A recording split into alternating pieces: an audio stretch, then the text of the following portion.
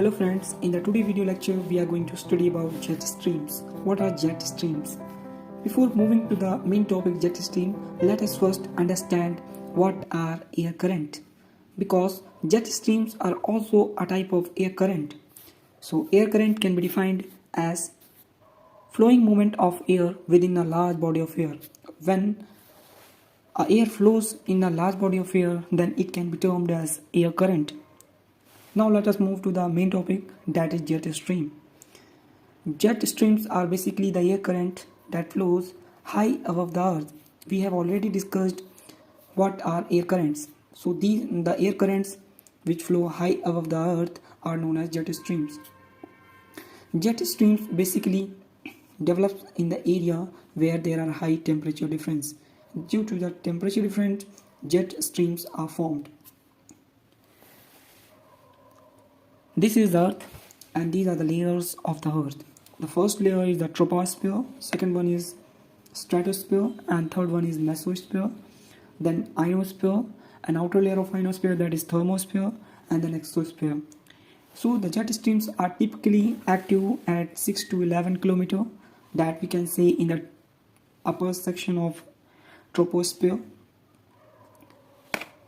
So we have a firm knowledge about jet streams and their location where they flow. The core velocity of jet streams can exceed up to the mark of 300 km per hour. The length of jet streams can range up to 1000 km to 2000 km in length, and the breadth can range up to 100 to 500 km, and the thickness of the jet streams can range up to 3 to 5 km. These jet streams basically flow in slim stripes so that they can break into smaller winds and can merge other stripe anywhere anytime. That's how it will have the capability to push the air masses around and affect the weather patterns. It have the ability to change the weather pattern of any particular region. It pushes the air masses from one region to the another region. So the season of the year, location of low and high pressure and air pressure, all these factors are being affected by the jet streams. Jet streams are also the reason behind in the weather change and the change of season. Now we will be looking to the next question, that is the formation of jet streams. How the jet streams are being formed. Jet streams are basically formed due to the temperature difference that we have already discussed between the tropical area masses and the polar area masses. Tropical air masses and polar air masses. As we know that tropical air rises up and is warmer due to the reason sun's rays fall vertically or perpendicularly on the equator, and the polar air masses are being cold. Hence this temperature difference lead to the movement of air current from the high pressure to the low pressure.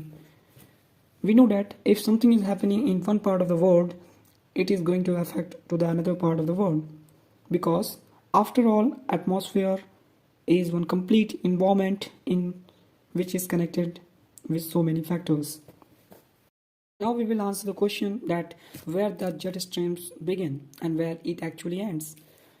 So the jet stream basically begins from the tropical region, because the tropical region air masses become warmer and rises up, and the polar air masses are being colder, so they sink down, and also they attract the warmer air towards themselves. So the looping mechanism being started, as we can see in the diagram. Looping mechanism starts and this goes on endlessly. Hence the air masses are being shifted from place to place. Now at last we will answer the question that in which direction the jet streams flow. So the jet stream flow basically from the west to east direction. Now we will look towards the different types of jet streams. So the number one is circumpolar or polar front. Second one is tropical easterly, and third one is stratospherical subpolar or polar night jet streams.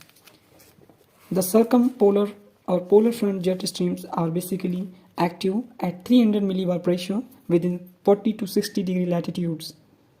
This is all for the day. Today lecture is over. If you want more such educational content, make sure you subscribe the channel so that you can get the notification of the new video. Thank you for watching. See you in the next.